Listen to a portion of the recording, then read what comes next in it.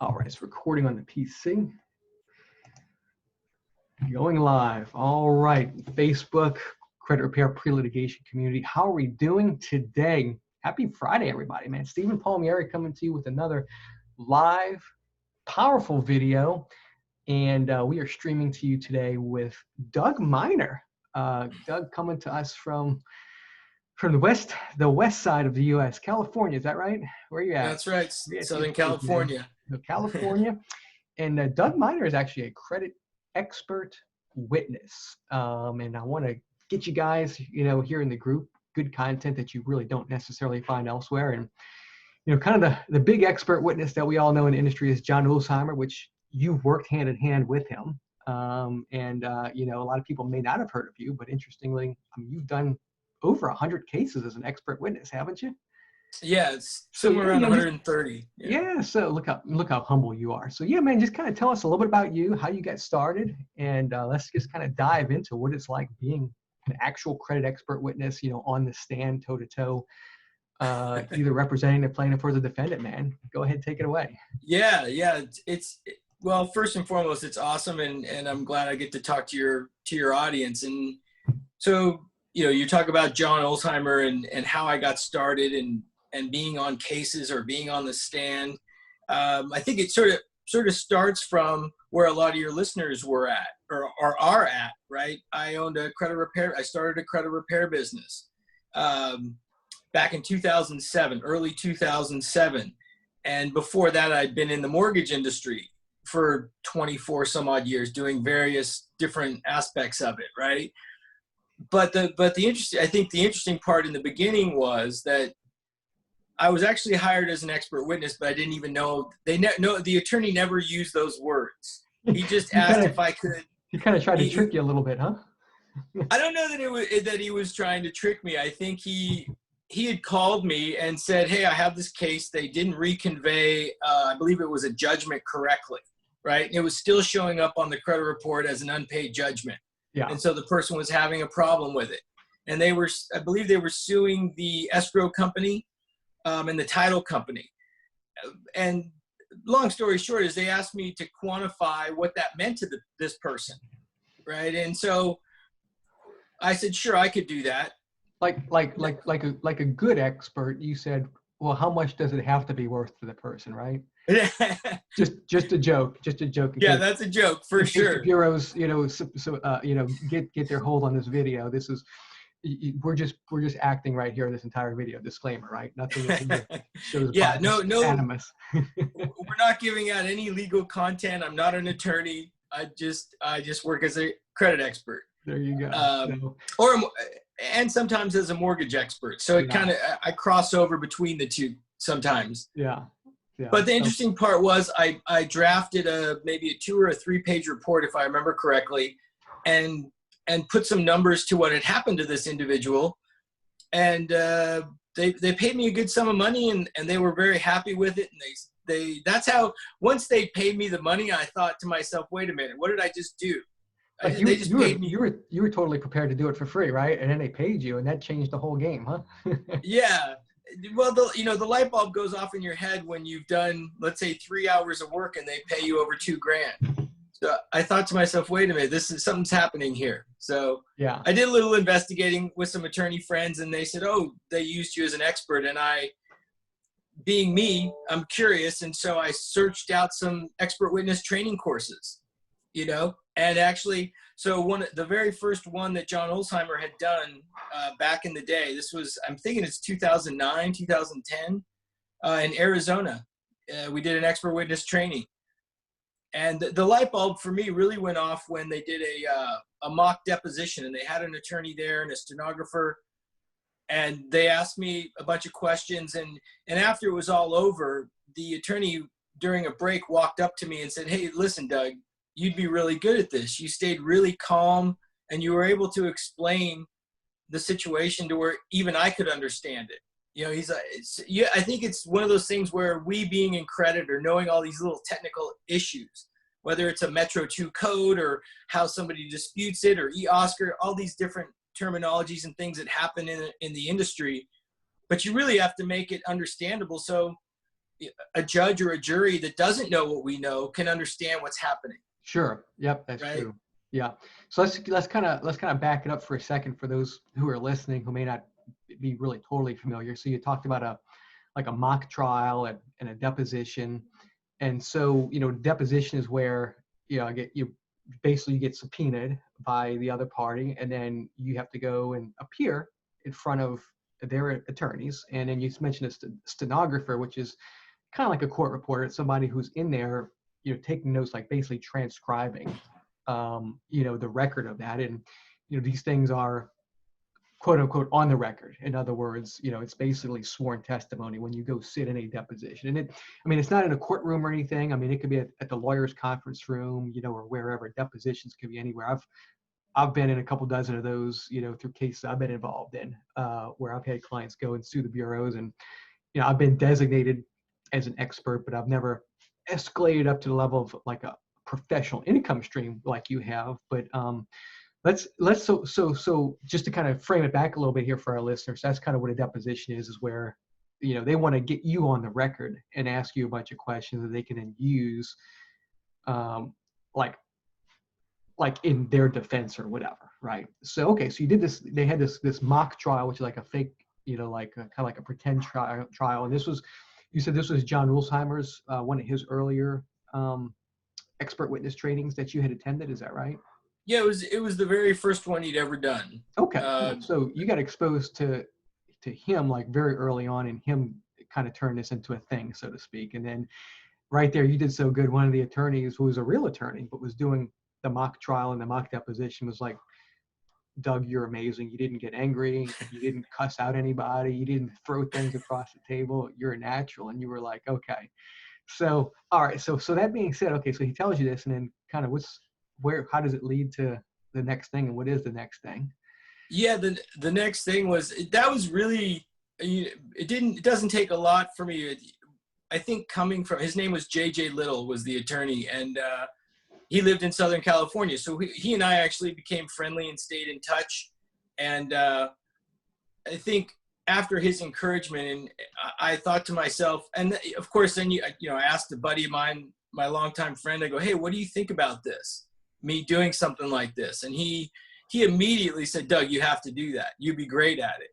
And I said, wow, really? How come? And he says, Doug, you stay calm in stressful situations. You always seem to keep your head about you. And I thought, okay, so this is somebody who's known me since I was 11 years old.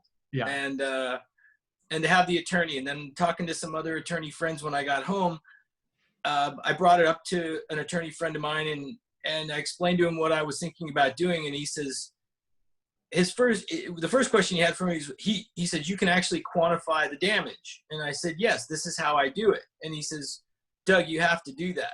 He says, if you can quantify those damages, that's a super powerful thing. And so with all that encouragement, I went to another training course through a different training company, and learned how to market those skills, right? There's a lot of directories that attorneys will look at besides Google searches and things of that nature. Sure. And so I still was doing the credit repair and running the credit repair company while I was taking in some of these cases. And it took my wife, actually. She said to me one day, she said, Doug, you seem to really enjoy doing the expert witness work. Why don't you just do that? And, hence now this is where I'm at. I sort of transitioned away from the credit repair side of it and transitioned more into this expert witness work. Very cool. So yeah, so let's talk kind of a little bit about what it is and what it means to be an expert witness. So any attorney can designate anybody as an expert, but then how you really get what they call qualified, which is where you pass the sniff test, so to speak, before the court. A lot of times you've got to go through a hearing, and then the other side can say, well, we don't think Doug should be a qualified expert because here's why. And you're out there on the stand right next to the judge, and you're like, well, here's why I am an expert. And then the judge makes a decision. And after, I guess, a certain number of those, it just kind of like, once you get a name for yourself doing the same type of expert, it really kind of becomes to where, because technically each case, I guess, they could say, the other party can file a motion or whatever to say, Doug's not qualified. They could basically challenge you as being a legitimate expert. But after a certain point in time, it's kind of like a moot point, because it's like, dude, you are an expert, you've been qualified. So you just kind of like, you're in the pool of actual, real legitimate experts. So let's talk a little about that. I mean, kind of your first case or two, and how how quickly did it take for you to get what they call qualified, and to really make it where it's a legit thing, Yeah, two cases come to mind. I think one of the very first cases I had on the opposing side was another person who was at that original training with John Olsheimer. Now, John at that original training had said, hey, if you have a case, call me, I'll help you with it. Well, so I get the case, they retain my services as an expert witness. I contact John, and he says, wait a minute, Doug, what's the names on the cases? And I told him, he says, listen, I can't talk to you about it. I'm already helping this other person on the other side. So literally one of the very first cases I ever had, I felt like I was going up against John, because he was giving this other expert some help. So that was a little bit daunting, I think, but I'm not one to shy away from a challenge, so I was okay with it, right? I think going into it, I think a lot of people are, if you're going to be an expert, you can pretty much guarantee you're going to come up against John Olsheimer at some point. So did they did the other side challenge you at this point? Did you have a hearing to become qualified, or did they not challenge your ability to be qualified? In the earlier cases, from what I recall, almost every single time in those, let's say, first 20 or 30 cases, I was challenged. Yeah. Right. Did you get qualified the very first one, or were there some where they kicked you back? I'd never not been qualified. I've always been qualified every single case. But it does go to the point, Stephen, where when you think, one of the very first cases I ended up having was in federal court, which is, I don't know how to describe it. It's to the listeners or the people watching this, when you see stuff on TV, it's very serious. It's that, there's dark wood, and the judge is, a gray-haired old man, and it's there's a heaviness to the courtroom, as opposed to, let's say, going into a family law court or some other lower court that's, little lighter, a little brighter, not so intense. Yeah. Sure. Yeah, so that one of those very first cases was in federal court, and they challenged my ability, but the court accepted me. And I think we're kind of skipping over the part of where you talk about your CV, your curriculum vitae. Yeah, sure. So let's back up for a second again. Yeah, we're driving so fast we've got to stop and back up. And yeah.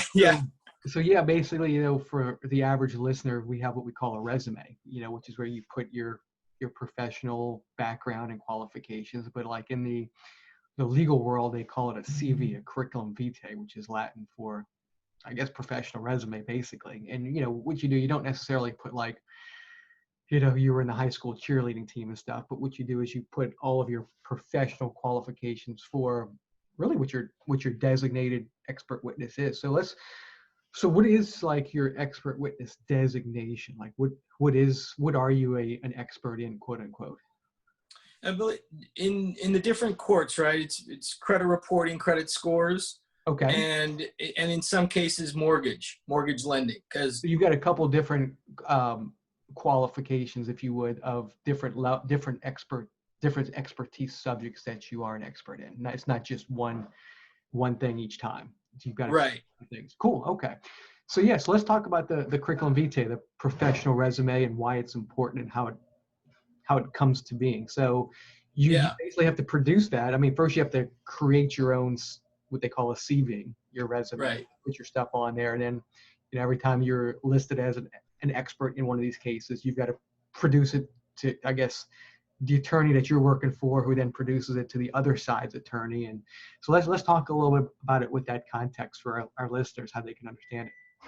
Yeah, I think you did a good job there, Stephen. I think maybe some things to keep in mind about a CV as opposed to a resume, like you said, it's about your professional experience, and you put things in there like classes that you may have taught, speaking engagements where you've been a featured speaker, let's say at CreditCon, or articles that you may have written for different publications. things of that, interviews that you do, whether it's TV or radio or whatever it is. And then also lots of your certifications, right? Do you have a FICO certification or an FCRA certification? Things that sort of strengthen your work experience, and this is why I'm an expert in this field. Yeah. Right?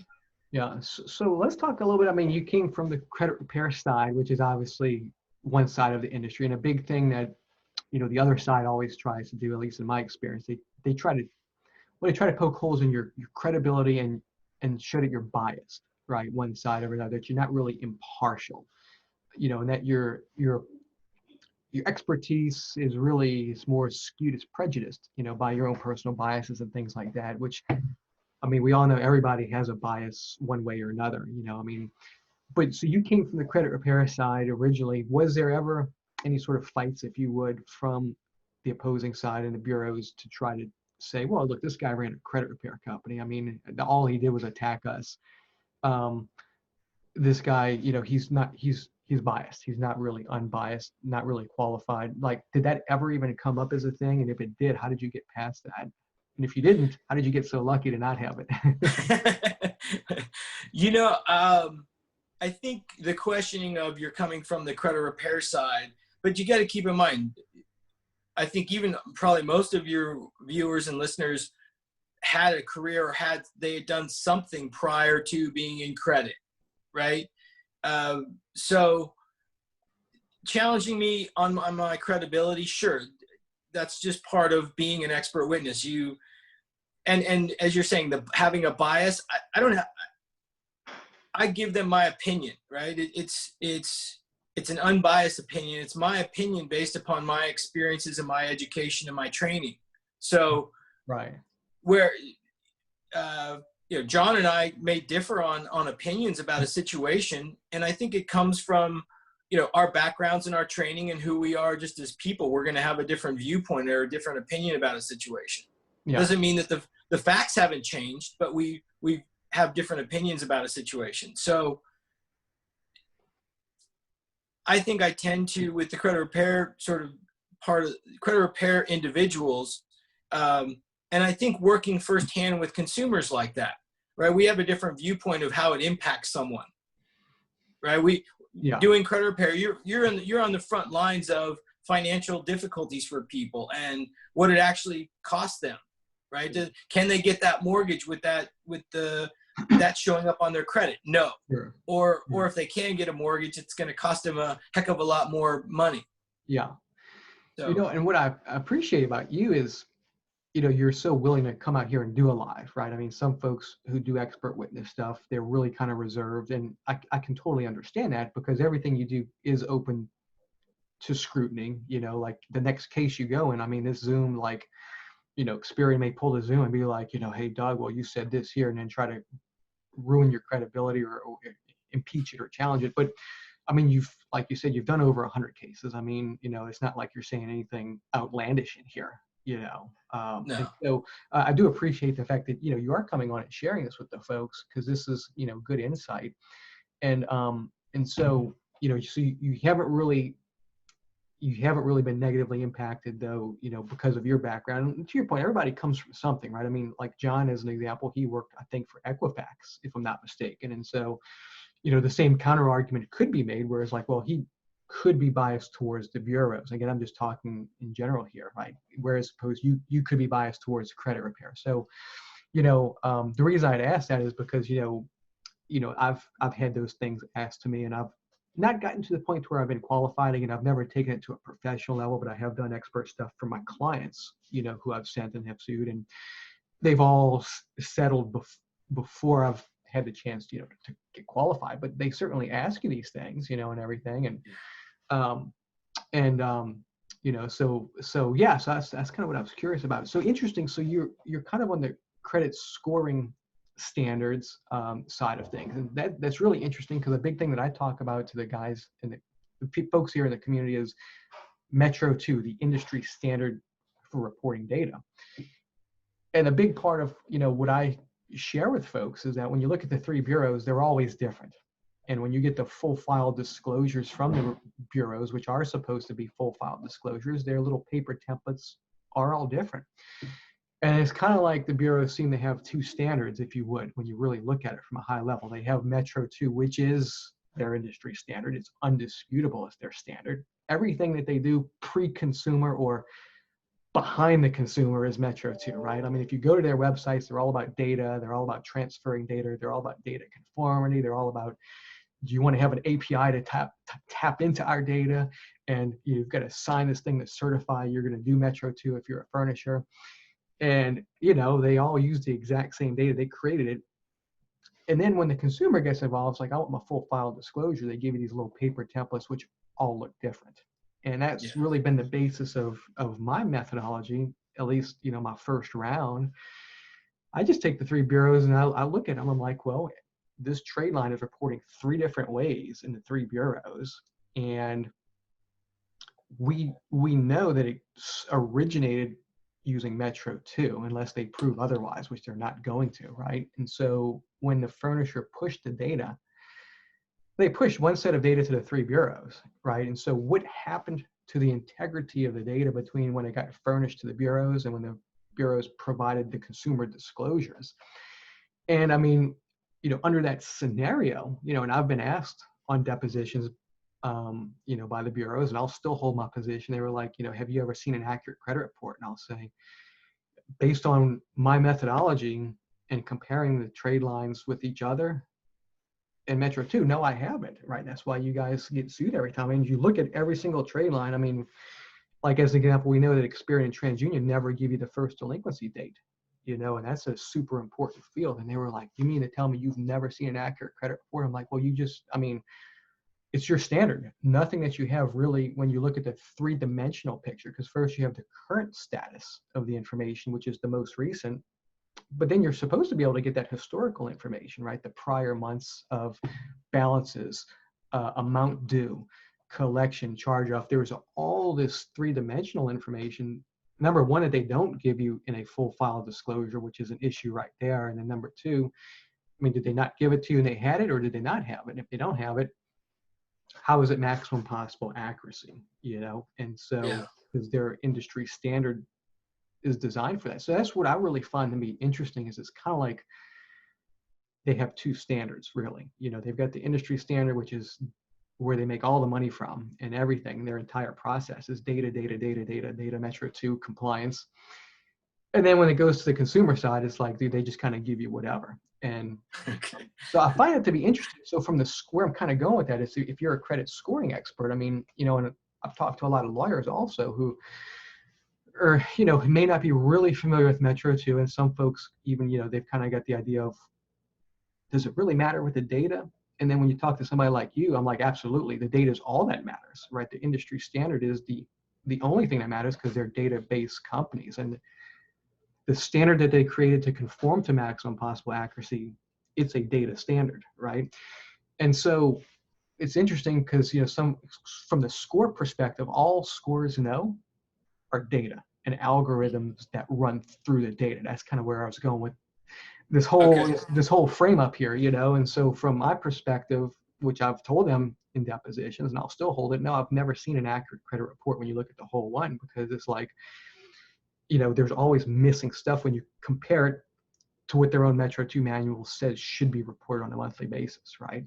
And then so is there a different standard, or is it missing stuff, or what? And when you then tie it to the score, which is really where you can start to quantify those damages, right, for folks, because like if somebody's denied a mortgage, or even you just get a rate that's not preferable, really it comes down ultimately to the data. And you know, the scoring companies kind of hold their like, they kind of make it like a secret what the actual secret sauce is to the scoring. But it's like, look, if we look at the three reports and all three of them are different, like how do we even know how that affected the score? But what we do know is they didn't make them report consistently, uniformly, and also consistent with what their manual says. And so, I mean, how can they justify that it's still accurate, that it even should be in the report? It should have been deleted, because they still are not reporting based on their standard. And so, I mean, we don't know exactly how it would affect the score, but we know that if it was deleted, certainly the score would have gone up, right? So, I mean, from a high stroke, I think that's, for our listeners, kind of how the industry standard and looking at accuracy kind of ties it to scoring and then, to being able to justify damages. But let's take it a step further, kind of from your position, and, how do you tie, what do you do as a credit scoring expert? How do you tie it to the data and start to quantify damages from your position? Yeah. So yeah, with all that, Stephen, a couple of things, right, that sort of pop out at me, and I'll get to the part of quantifying it, the damages and so forth, and how I go about it. But in the beginning there, I think the thing that people really have to understand is, as long as you're honest, you're not going to have any problems, in my opinion, right? I'm honest about what I do. I'm honest about my opinion about what I look at. And when you're talking about seeing different types of data or different pieces of information from different bureaus, as an expert witness, you're not always going to have everything you want to look at, right? So you have to base your opinion on the information that's presented to you. Sometimes you'll have some ACDV forms that are filled out from some disputes that happened 6 months or 2 years ago, along with a credit report that was ordered a month ago and a credit report that they had pulled when they bought their house 4 years ago. So you have to be hold that thought real quick. Let's back up Yeah. again for our listeners who may not know. So you mentioned ACDV, which stands for Automated Consumer Dispute Verification Form. Sorry. So let's talk just a little bit about kind of what that is for some of our newer folks in the industry who may not be familiar with an ACDV form. Sure. So when you send out your disputes send it to the bureaus, there's a system, eOscar system, where an ACDV form is transmitted electronically from the bureaus to the furnisher and then back with any corrected or changed data or no data change whatsoever. That particular form, though, will have Metro 2 codes on there, and you'll be able to see when it was responded to, and if there were any codes that were changed or any data that was changed, and you can see what's happening.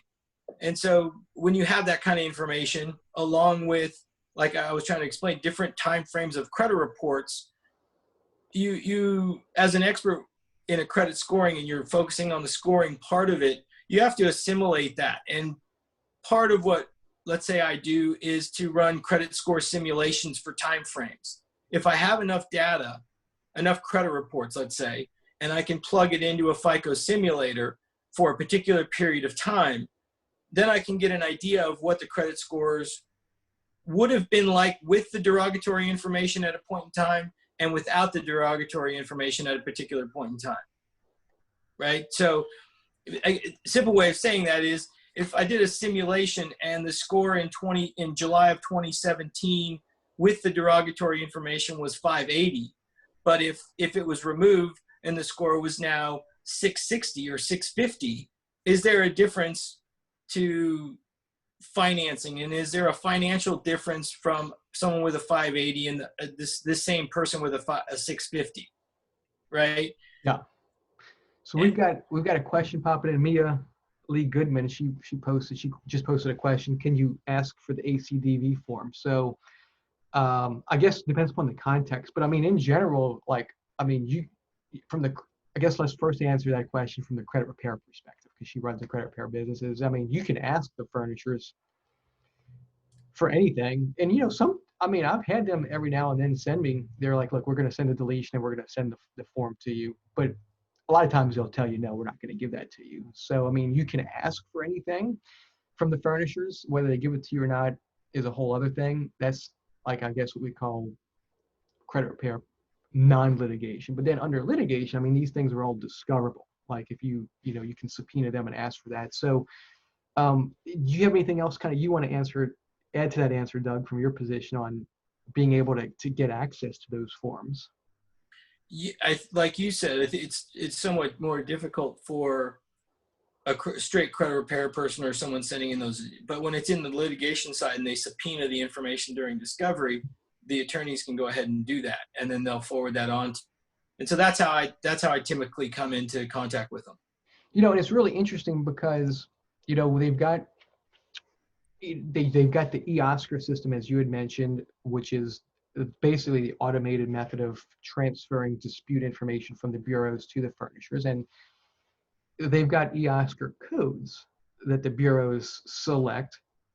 And, it's really interesting because if you send really well-written, detailed letters and you put them on notice of all sorts of errors during that discovery and that subpoena and discovery phase, if you could get the EOSCR codes that were transferred and they really have no bearing on the actual substance of the dispute, or if they don't accurately convey all relevant information, you've got some interesting things there. Now, I know nowadays, correct me if I'm wrong, but over the past few years, the bureaus actually do send scanned copies of the disputes along with the EOSCR codes to the furnishers. It didn't used to be that way, but now my understanding is they do actually send visual copies of the disputes to the furnishers along with EOSCR codes. Is that your understanding as well, Doug? I think, yeah, my understanding is it has happened, and they do that in certain cases. Sure. Which is interesting because it's like, why even have those EOSCR codes anymore? It seems like that would open up more liability to the bureaus if they're still taking a document, sending the document image to the furnisher, but then trying to, like, I don't know, decrypt or transcribe the document to one or two or three EOSCR codes. I find it to be kind of interesting. They didn't used to do that. I mean, 10 years ago, they didn't used to send the forms, right? So, I mean, they were wide open as far as, well, bureau, did you even convey or transfer all relevant information to the furnisher like the FCRA requires? But, now if they say, okay, we take your document, we scan it, we transfer it over, not my problem. But then it's like, well, not your problem, but then why did you even use EOSCR codes? Like, you're now making the dispute even more confusing, And so, I mean, have issues like that come up? Do you have anything from your perspective to kind of add to those scenarios from the expert side of things? Well, like I said, my opinions are based upon the information that's given to me. And if I'm given some ACDVs or credit reports and things of that nature, I do my best to assimilate that into what the complaint is, and then how is it affecting the individual or individuals that are parties to the lawsuit. So, yeah, that, for me, the cases, they're always unique. They're, everyone's socioeconomic background and how they use credit and what type of credit they have is all different, right? So no two people's credit reports are exactly the same. I've never seen it. Right. I'm sure I can't imagine. I'd love to see if somebody had an exactly the same credit report as somebody else. Yeah. It just isn't going to happen, right? So taking into account the socioeconomics of the individual, let's say, and the data that's there, how do you put a number to the financial impact that it can have? Yeah. And some simple things to sort of understand is, and I think hopefully a lot of your viewers can understand it, is the simplest thing I can sort of equate it to is, think about getting a mortgage. If you have a 640 credit score as opposed to a 780 credit score, I don't know if anyone is familiar with a Fannie Mae loan level pricing adjustment. I don't know if the group has heard of that, but it's essentially a loan level pricing adjustment grid is essentially showing somebody with a 640 score gets one price for a mortgage, or one interest rate or fees associated with it. And the person with the 780 score gets a totally different price, typically with a lower fee and lower interest rate. And if that differential is, let's say, I'll do some simple math. Let's say it's a $500 a month difference, right? I'm in California, so the mortgages are pretty big. So $500 a month in a mortgage payment may be the difference. So that's $6,000 a year that you're paying extra because your credit score was lower. And if it was a 30-year mortgage, you think about it this way: $6,000 times 30 years is $180,000 in additional cost to you. Yeah. So that's a way that you can quantify the damages. That's what happens in real life if you have a lower credit score as opposed to a higher credit score. For sure. And so let's talk a little bit about kind of the nuts and bolts of of the litigation, if you would. The main sections that you really can generally litigate would be 1681I and 1681S2B, which is the CRA and the furnishers interplay in the Consumer Reporting Agency direct dispute, which is what we typically do. And it has to do with reasonable procedures more so than accuracy. In other words, really the liability that Congress constructed was the furnishers and the bureaus are supposed to have reasonable procedures to conduct a reasonable reinvestigation. And if you believe the reinvestigation was unreasonable, that's really where that liability came in. Now, accuracy is kind of a judge of reasonableness, but to say you reported inaccurate information under those sections is not really where the cause of action. The cause of action is, hey, the consumer put you on notice, Mr. Credit Bureau, of the accuracy issues.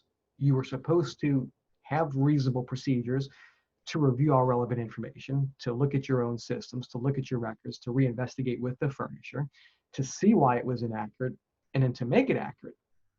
And you didn't, and so it's still inaccurate. So really your procedures failed. So that's really kind of where again, there's some exceptions, but that's really where the main causes of action come in. And so let's touch on that a little bit. I think that's important for our listeners, because a lot of people think accuracy, and really it has to do with procedures and reasonableness. And so if you're sending, credit repair letters to the bureaus and you're not sending supporting information, which can be as simple as a copy of the credit report page or pages where the trade lines are reporting to say, hey, Mr. Credit Bureau, here's my issue on my letter typed to you. And then, by the way, here's attached copies of the 3 pages from the credit reports which show the error or the inconsistency or whatever.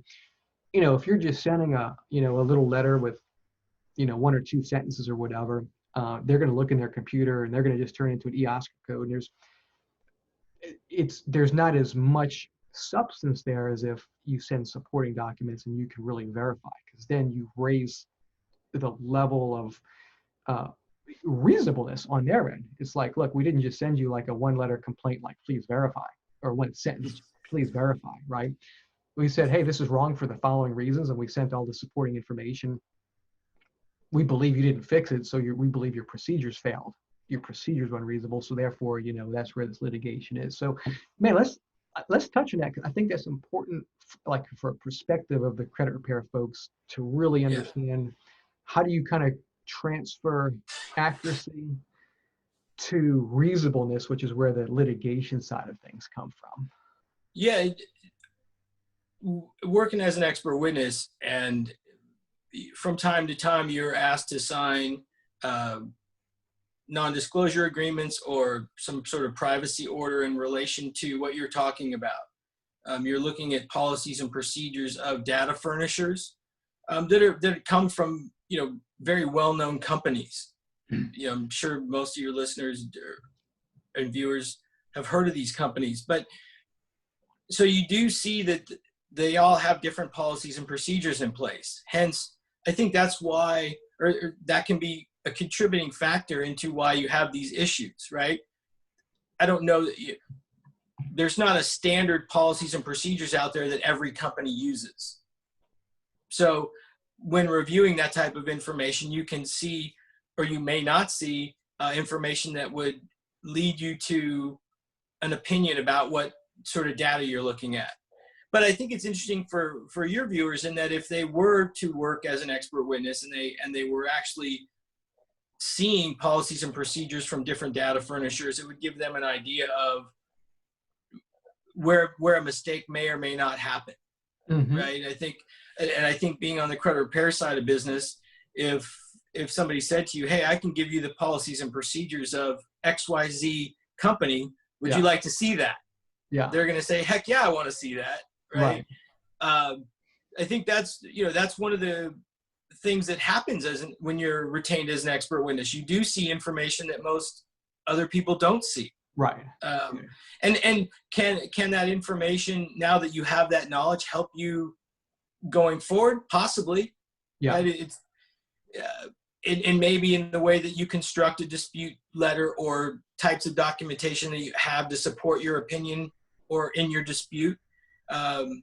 So I think being a credit expert, whether it's on a policies and procedures basis or whether it's a scoring basis or the actual damages that it causes, they all are intertwined to a certain extent. They're all part of the same industry. It's what we all know and what we do. I think just finding, I guess it sort of leads me to this point, Stephen, where I think my experience is, whoever's listening and watching this is saying, well, hey, that sounds really interesting to me, or no, God, I would never want to be questioned about that, right? I think there's a certain personality that you have to have and a certain competency that you have to have. But I will say this, probably since most of your viewers, they all own credit repair companies and they're listening and watching your information, they're far more educated than most people about this. They may be qualified as experts right now and they don't even realize it. True. Because of the Yeah. specialized knowledge that they have. Yeah, I mean, we see, hundreds of files or whatever each person's volume is, but you've been looking at credit reports. I mean, I originally got into credit when I was 21. When I was in college, I started selling cars, one summer, and I stuck with it, and then I became a finance manager. But to do that, you got to get credit applications, and the manager pulls the credit report, and you got to go to the consumer. He's trying to buy the vehicle, and you have to explain it all. And here's your score. And I didn't look at it from the credit repair perspective, but I'd been dealing with credit, since I was 21, and here I am now, I'm 40, and so I've been recently thousands of credit reports I've seen from different perspectives. We've got another great question popping in here. Maya says, do you suggest writing the bureaus first and the furnisher second, or vice versa? And so, I'll give kind of my feedback, and I'll let you chime in. But my method is always to dispute with with the bureaus first, because that's really where the liability opens up. The way Congress kind of constructed, if you would, the dispute mechanism was, they were like, okay, even though maximum possible accuracy is the standard and the requirement under the law, mistakes can happen. So they kind of construct it where the bureaus kind of have like this limited immunity for being sued for inaccuracies. But in exchange for that limited immunity, they created this dispute mechanism. And so if the consumer engages the dispute mechanism, which is kind of like a funnel, you send it to the CRA, and then the CRA is supposed to forward all relevant information to the furnisher, and they're supposed to work in tandem to review that relevant information and correct or delete the trade line. If that mechanism, the dispute mechanism to correct the inaccurate information fails, that's where they kind of created the liability around the standard of reasonableness, because as opposed to just suing them straight up for inaccurate information. The furnishers, if you send a furnisher direct dispute, they've got limited immunity from lawsuits unless you can prove like defamation or malice or willfulness or things like that. But in general, if you do a furnisher direct dispute, it's really difficult to sue them directly for that under the FCRA. Now, FDCPA is an entirely different animal.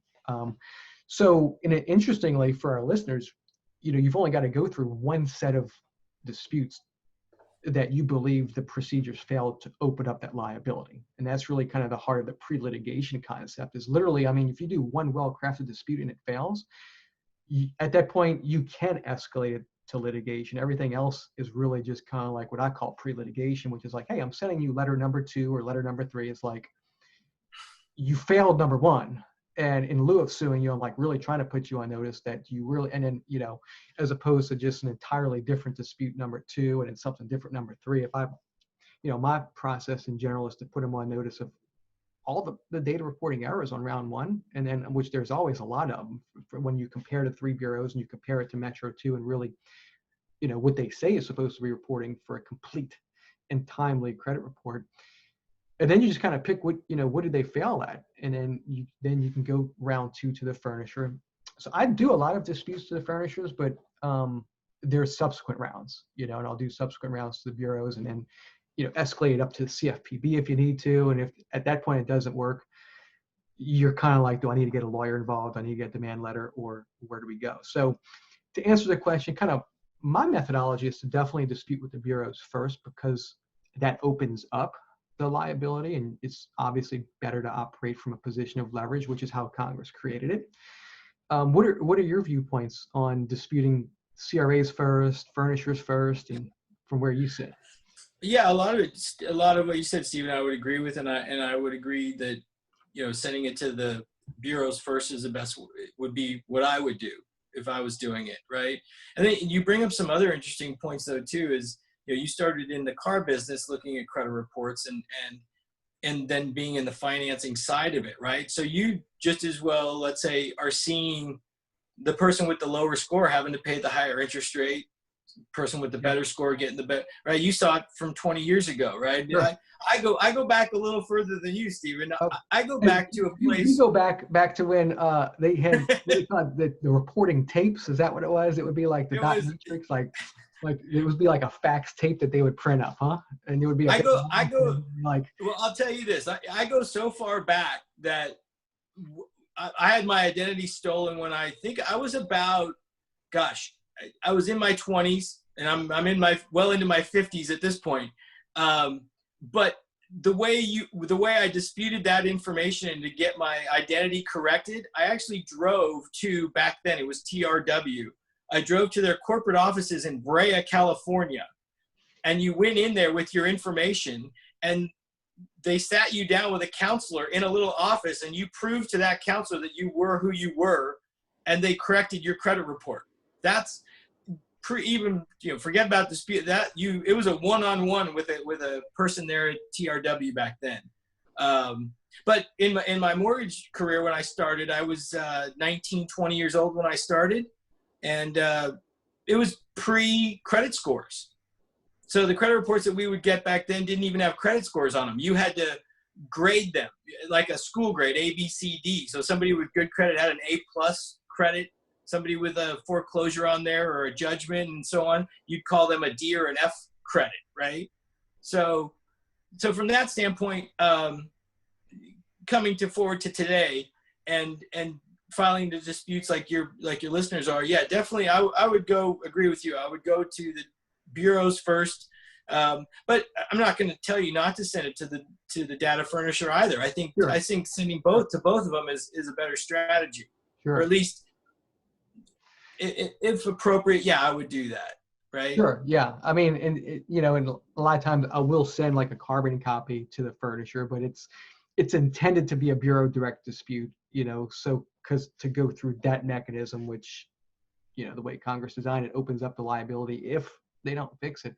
But from a credit repair perspective, yeah, if you can send us a carbon copy of the dispute to the furnisher, at the end of the day, we really just want to get the deletion, or the correction if it's something that needs to get corrected and can be corrected. If not, we want to get the deletion. So I'm curious, Stephen. Hey, Stephen, sorry to interrupt you. We were talking earlier the other day, or even this morning.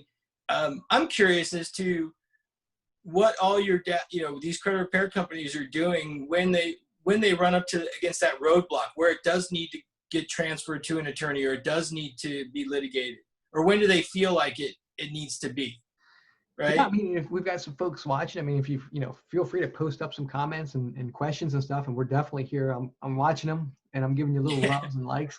But I think that's that's part of. It's always been part of the battle. It took me a few years to find the attorney that I teamed up with. I talked to a bunch of folks who had done FCRA, and they looked at me kind of like I was kind of crazy when I talked to them about the Metro 2 thing and how the reports literally are always inconsistent. And they were like, yeah, but did the guy not pay his bill? And, finally I found a guy, got introduced to an attorney, and it just kind of clicked. Like I explained to him how it worked, and he actually had never done FCRA. He was like, Steve, I've never sued a bureau before, but it makes sense what you're saying, man. They've got an industry standard. When the consumer gets the report, it's reporting 3 different ways, the trade line, and you ask them to correct it and provide you with the actual industry standard reporting. And 30 days later, the 3 bureaus is still reporting differently. He's like, it makes sense, man. Let's give it a shot. And that's literally how it started. And, I sent a few clients to him, and, we went away and, he sued the bureaus and the furnishers and just kind of went to work. And we had just kind of, I didn't have any, mentor or trainer or whatever. I'd actually read the National Consumer Law Center, their Fair Credit Reporting book, which is an amazing law book. And I had learned from that, the precedents and how things came together. But yeah, we just had to kind of figure it out, and so to your point of, I think that's one of the things that I'd like to be able to kind of further put together as this group grows, and, is get consumer protection attorneys in all 50 states who really understand kind of like the pre-lit philosophy that we're talking in this group, which is, credit repair with a purpose, credit repair where you're not, just sending out baseless letters, and where the attorneys understand the industry, what we're doing, and Metro too. I think that's really super important, is to understand the industry standard and how things work. And so So we've got another post. So it's intimidating getting an attorney involved and hard to find one. Any referrals would be helpful. Yeah, I mean, it is hard to find them. It took me a few years, and we've got a couple that are in our Facebook group, the pre-litigation group, which is good. And but yeah, we're trying to put a network together. That's really kind of what my vision is to get a nice network in all 50 states. I think, Stephen, I think that's listening to this, right? Well, my thought is this. Well, first, whoever was asking that question, I don't know where they are in the country, but if they want to hit me up on Facebook or send me an email, I'll give you all my information. They can hit me up. And if I know an attorney in their area, I'm happy to forward it on the information, right? But I think you're onto something, Stephen, where you and I both in this conversation have talked about how we both sought out attorneys and spoke to them and tried to figure things out and what was the way to go.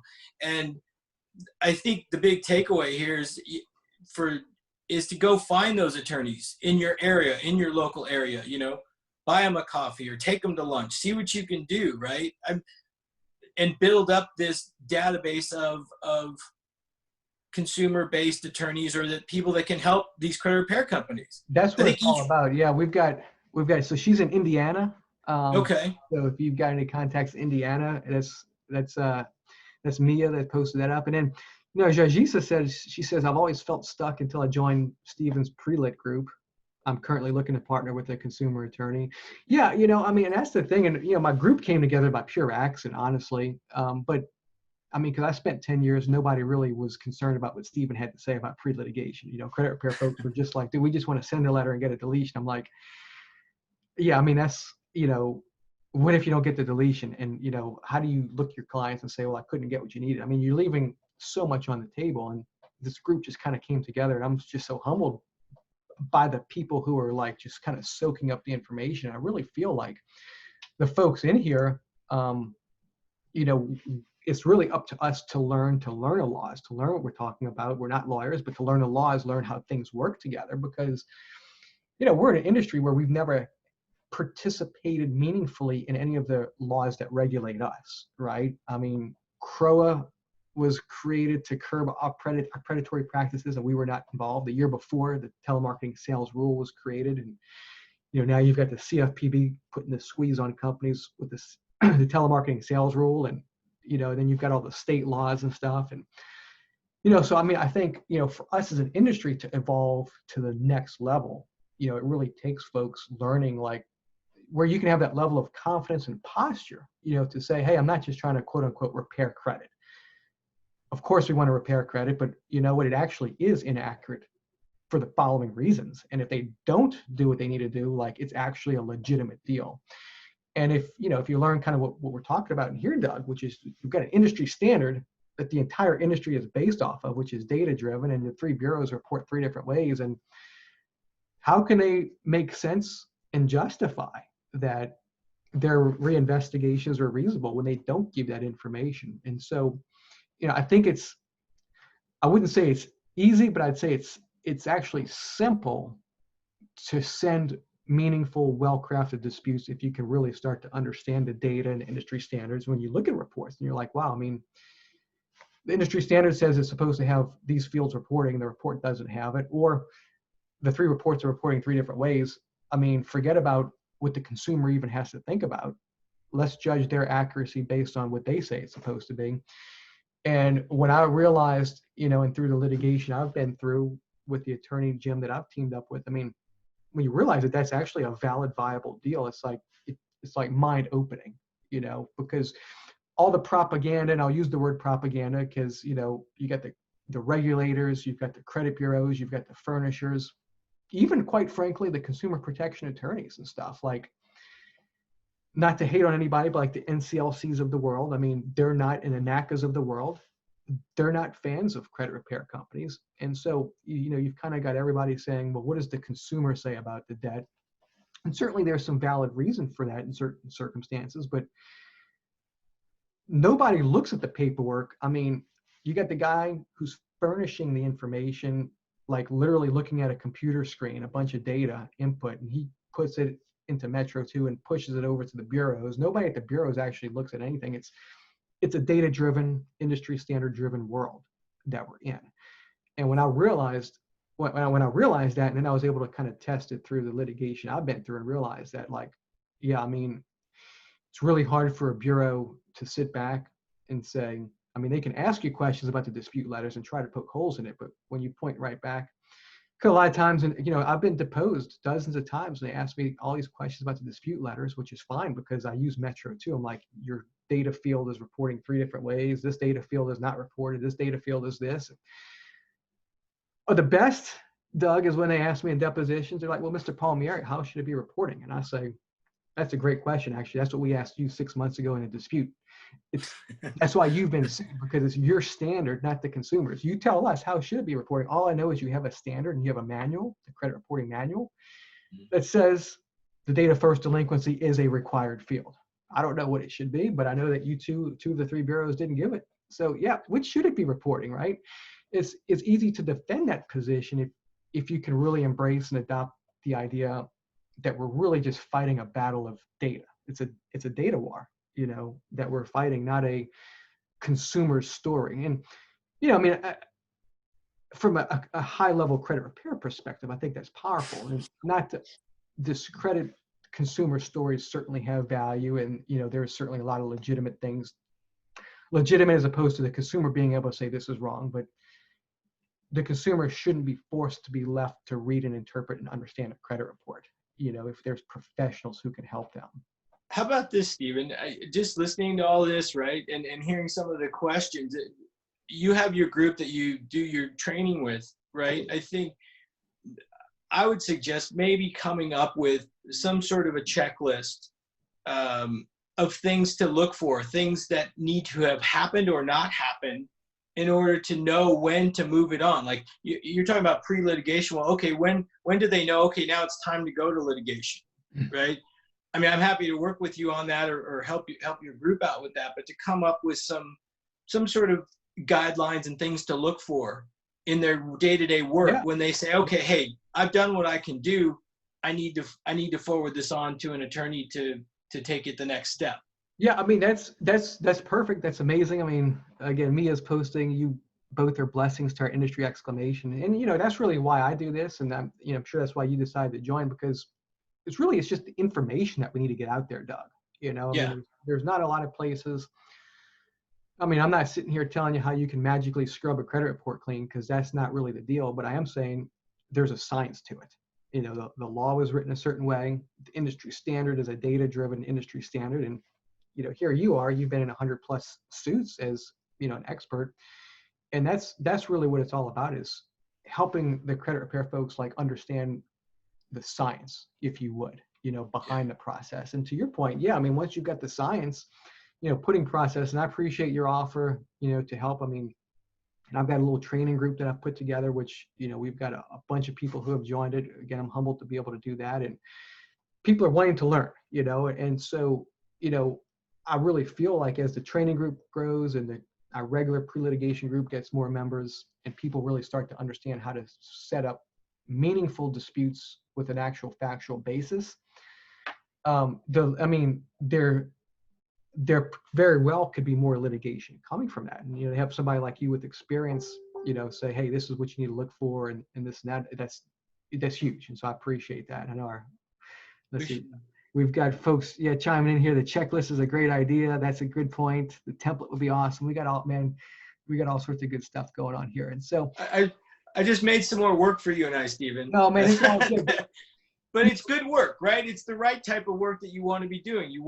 And what's cool, what I'm stoked about hearing and seeing from you, is that your people are chiming in and they want that kind of information. You want to help people that want to be helped, right? Yes. I've got my groupies, if you would. Here, go ahead, show me some love on here if you're a groupie, man. If you love Stephen, show me some love. But you know what I find to be one of the biggest ironies of all ironies, Doug, is that the FCRA requires, at the consumer's request, that the bureaus provide them with a full file disclosure. It's 1681G, or that section 609 that a lot of people talk about and misunderstand. It doesn't require paper records, but it does require a full file disclosure. So Congress actually wrote into the FCRA that if the consumer requests a full credit file disclosure, the bureaus are supposed to provide that. right? And it's supposed to be accurate, complete, and timely information. So the bureaus, so accuracy is not defined under the FCRA. The bureaus created Metro 2, which is their industry standard format. And they try to keep it like all secret. They've got it like trademarked or copyrighted or registered or whatever. Yeah. The real irony, and I'm curious why this has never been, if it's never been challenged in court, you know, maybe it's up to us to do this one day, because it's like, if the consumer is entitled by law to get a full credit file of disclosure, how is the consumer supposed to be able to actually understand and read and interpret the accuracy of that if the bureaus try to claim that their industry standard and the manual for the industry standard is copyrighted and trademarked and proprietary and all that? It's kind of like this, it's the irony of all ironies. Like, we're going to give you what Congress says we're going to, well, we're going to give you what we think is conforming to what Congress says is a full credit file disclosure. We're going to give you this little paper template with the data fields that we decided to give you. But good luck trying to get our industry standard manual, which is actually the basis of the accuracy of the disclosure we gave you, which is required. Have you ever thought about that, or is that kind of like something you not thought of before? Yeah, it's not something that I'd really put some. I guess part of what I have that sort of seems to resonate with me is, yes, having a copy of the Metro 2 or having a copy of the credit reporting resource guide with all the correct codes and the fields that they're supposed to go into. And like you said, it's extremely difficult to get, right? I think being as an expert witness, that information could be subpoenaed in discovery sometimes, and you know, at times you're able to get a copy of it or different fields and so forth. So yeah, I think as a credit repair company, I think you're sort of at a bit of a disadvantage because you don't have that information readily available to you, or it's not readily available. You know, if you're talking about being transparent, yeah, everyone should be able to see that, right? And understand what's happening. Right. And actually back in 2009, you know, because the organization, the Consumer Data Industry Association, that's like the trade association of the bureau, is the one that actually kind of owns the rights to Metro 2. I actually was able to go online and buy the manual in 2009, and then they kind of changed their terms to where, like, you got to, I don't know, they now make you like say like, are you a debt collector or something before they'll sell it to you. But you know, I mean, I had bought it and that was really mind opening seeing it. And now they've kind of got it locked down. I mean, there's still ways to get it and stuff and everything, but you know, I feel like that's something at some point that should be challenged in the court of law, because how can you have a manual for a data format when your industry is data and you put restrictions on the most important people that need to be able to see it, which are the consumers, because it's their data. The accuracy is required by Congress for their data. You create this standard to conform to the accuracy, and yet if a consumer were to go to your website, you would basically prohibit the consumer from buying it unless he checks like, you know, I'm part of your industry. I have a debt collection. I'm a furnisher. I'm a bureau. Which should all be a lie, right? What?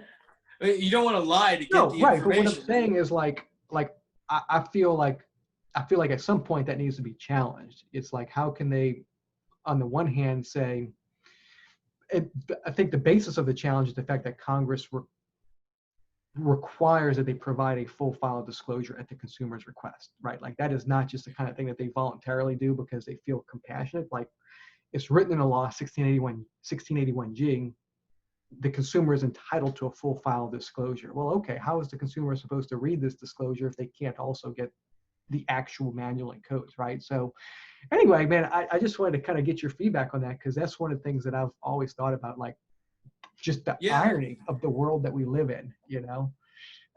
You know, listening to it, Stephen, the thought that sort of crosses my mind is that sort of you or I or together probably need to do some class on some of the Metro 2 formats and some of the coding. I think the more education that your group has about what codes and what fields should be filled in, and maybe it will strengthen their ability to dispute the information at an even higher level and right. Gain greater success with it, right? That's kind of what I'm like sitting here. I'm sort of like a viewer and I'm part of this at the same time, right? And my mind is thinking.